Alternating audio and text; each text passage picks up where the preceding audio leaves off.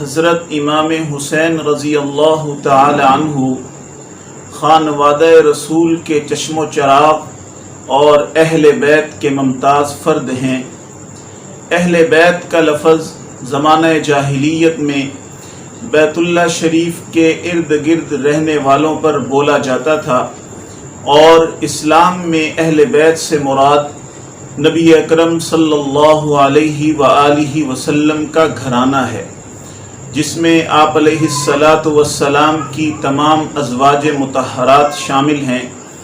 اور قرآن مجید فرقان حمید میں اہل بیت کا لفظ ازواج مطہرات کے لیے بولا گیا ہے۔ قرآن مجید کی سورۃ الاحزاب کی آیت نمبر 32 سے 34 تک میں اللہ رب العزت کا ارشاد ہے، انما یرید اللہ لیذہب عنکم الرجس اہل البیت ویطہرکم تطہیرا۔ تو یہاں اہل بیت کا لفظ جو ہے وہ ازواج مطہرات کے لیے بولا گیا ہے۔ اسی طرح اہل بیت میں آپ صلی اللہ علیہ وآلہ وسلم کی تمام اولاد شامل ہے۔ اس میں آپ علیہ السلام کے بیٹے بھی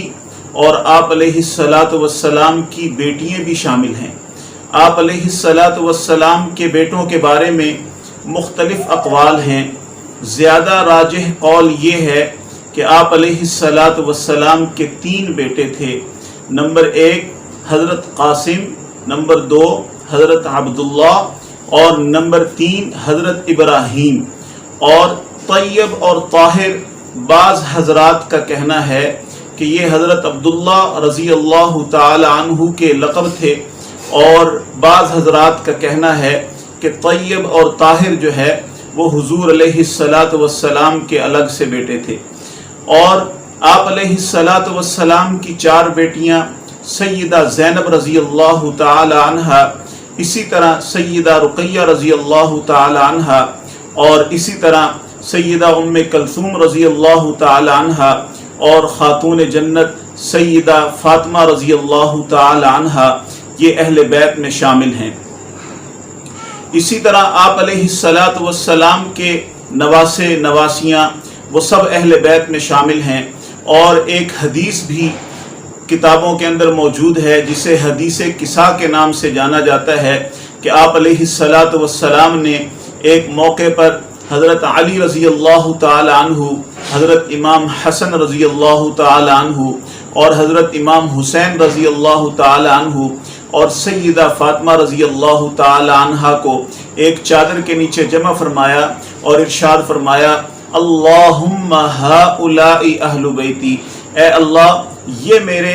گھر والے ہیں، یعنی اہل بیت ہیں۔ تو یہ سب حضرات جو ہے وہ پہلے بھی اہل بیت میں شامل تھے، لیکن اس حدیث کے بعد یعنی حدیث کسا کے بعد یہ اللہ رب العزت نے اہل بیت میں بھی ان کو جو ہے مقام، مرتبہ اور شرف جو ہے وہ عطا فرمایا۔ اور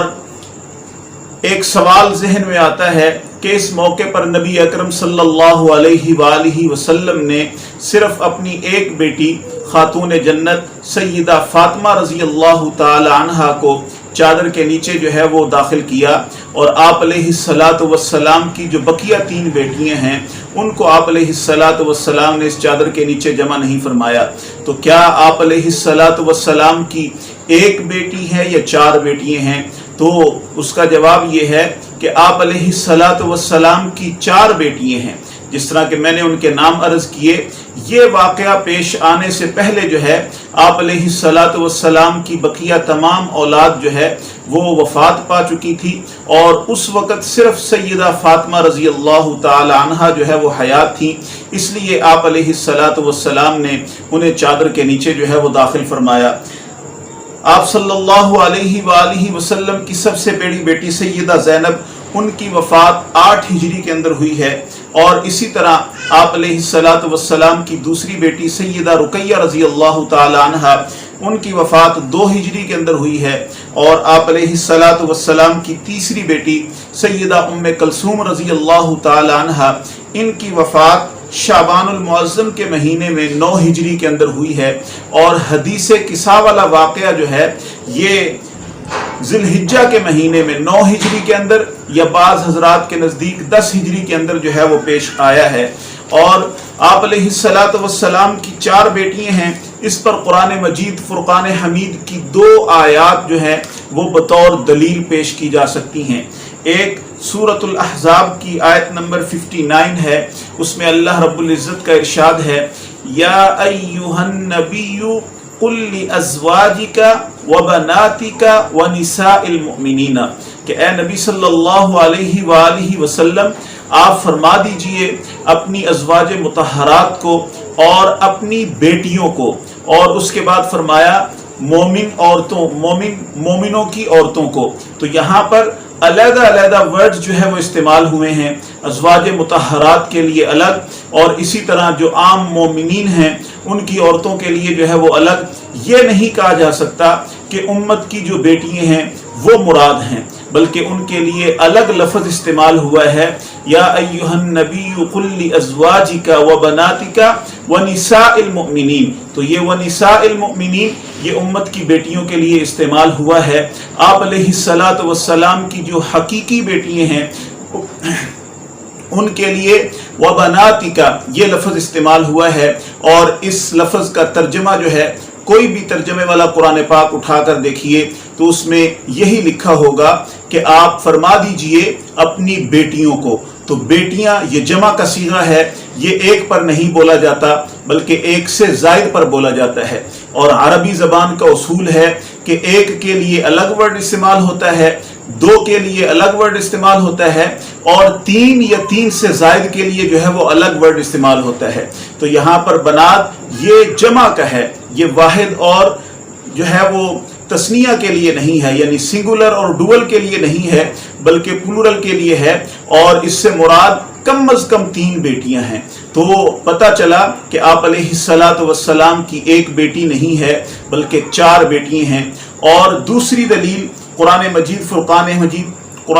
فرقان حمید کی یہ آیت ہے، اللہ رب العزت کا ارشاد ہے، سورۃ الاحزاب کی آیت نمبر 5، ارشاد باری تعالی ہے، ادعوہم لآبائہم هو اقسط عند اللہ، کہ ان کو تم ان کے باپ کی طرف نسبت کر کے بلاؤ، یہ زیادہ انصاف کی بات ہے اللہ تعالیٰ کے ہاں۔ یعنی پہلے جو ہے وہ بچوں کو باپ کی طرف نسبت کرنے کے بجائے جو لے پالک ہوتا تھا، جس نے منہ بولا بیٹا بنایا ہوتا تھا، وہ اپنی طرف اس کی نسبت کر لیتے تھے۔ جیسے حضور صلی اللہ علیہ وآلہ وسلم کی طرف نسبت کی جاتی تھی حضرت زید کی، کہ ان کو زید بن محمد کہا جاتا تھا۔ تو اس آیت کے بعد نبی اکرم صلی اللہ علیہ وآلہ وسلم نے منع فرما دیا اور انہیں زید بن حارثہ کہا جانے لگا۔ تو اگر آپ علیہ الصلوۃ والسلام کی ایک بیٹی ہوتی اور بقیہ بیٹیاں جو ہیں وہ کسی اور خامد سے ہوتی تو پھر آپ علیہ الصلوۃ والسلام اس موقع پر ارشاد فرماتے کہ ان کو ان کے باپ کی طرف نسبت کر کے بلایا کرو۔ آپ علیہ الصلوۃ والسلام نے اس آیت کے نازل ہونے سے پہلے بھی اور اس آیت کے نازل ہونے کے بعد بھی ان بچیوں کی نسبت جو ہے وہ اپنی طرف رکھی۔ پتہ چلا کہ یہ ساری بیٹیاں جو ہیں وہ حضور علیہ الصلوۃ والسلام کی ہیں۔ اور تیسری دلیل، ہماری کتابیں تو بھری پڑی ہیں کہ نبی اکرم صلی اللہ علیہ وآلہ وسلم کی 4 بیٹیاں ہیں، فریق مخالف کی کتاب سے، کہ فریق مخالف بھی اس بات کا اقرار کرتا ہے کہ نبی اکرم صلی اللہ علیہ وآلہ وسلم کی جو سیدہ خدیجہ رضی اللہ تعالی عنہا سے اولاد ہے وہ 4 بیٹیاں ہیں، اور حضرت قاسم حضرت عبداللہ جو ہے وہ بھی انہی سے پیدا ہوئے۔ اور وہ کتاب کون سی ہے؟ جیسے ہمارے ہاں قرآن مجید فرقان حمید کے بعد صحیح بخاری کو اصح الکتب بعد کتاب اللہ کہا جاتا ہے، ایسے ہی فریق مخالف کے ہاں اصول کافی کو قرآن مجید فرقان حمید کے بعد اصح الکتب بعد کتاب اللہ کہا جاتا ہے۔ تو اس کے مصنف جو ہیں وہ ایک روایت لے کر آئے ہیں، وہ فرماتے ہیں وَتَزَوَّجَ خَدِیجَةَ وَهُوَ ابْنُ بِضْعٍ وَعِشْرِينَ سَنَةً، کہ حضور علیہ الصلوۃ والسلام نے جو ہے وہ سیدہ خدیجہ رضی اللہ تعالی عنہا سے جو ہے وہ شادی کی، اور اس وقت آپ علیہ الصلوۃ والسلام کی عمر 20 سے کچھ اوپر تھی۔ فَوُلِدَ مِنْهَا قَبْلَ مَبْعَثِهِ الْقَاسِمُ وَرُقَيَّةُ وَزَيْنَبُ وَأُمُّ كُلْثُوم، تو آپ علیہ الصلوۃ والسلام کی ان سے جو اولاد یعنی سیدہ خدیجہ سے جو اولاد ہوئی بعثت سے پہلے، یعنی اعلان نبوت سے پہلے، وہ حضرت قاسم ہیں،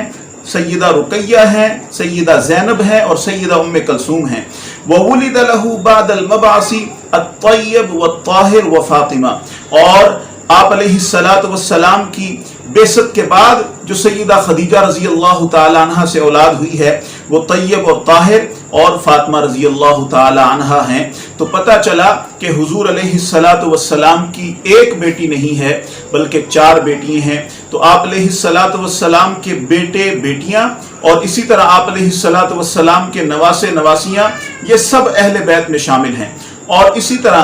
عبد المطلب کی وہ اولاد جنہوں نے اسلام قبول کیا ہے اور جن پر صدقہ حرام ہے وہ بھی اہل بیت میں جو ہے وہ شامل ہیں، اور وہ آل علی، آل جعفر، آل عقیل، آل عباس اور ایک قول کے مطابق آل حارث وہ بھی اس میں شامل ہیں۔ تو آپ علیہ السلام کے اہل بیت میں آپ صلی اللہ علیہ وآلہ وسلم کی تمام ازواج مطہرات اور اسی طرح آپ علیہ السلام کی تمام اولاد چاہے وہ بیٹے ہوں یا بیٹیاں ہوں، اور اسی طرح آل علی، آل جعفر، آل عقیل، آل عباس اور ایک قول کے مطابق آل حارث یہ سب شامل ہیں، خصوصاً حضرات حسنین کریمین کہ جن کے بارے میں نبی اکرم صلی اللہ علیہ وآلہ وسلم کا فرمان ہے الحسن والحسین سیدہ شباب اہل الجنہ۔ اور ایک موقع پر آپ علیہ السلام نے فرمایا کہ حسن اور حسین میرے دنیا کے 2 پھول ہیں۔ اللہ رب العزت ہمیں ان سے محبت کرنے کی توفیق عطا فرمائے۔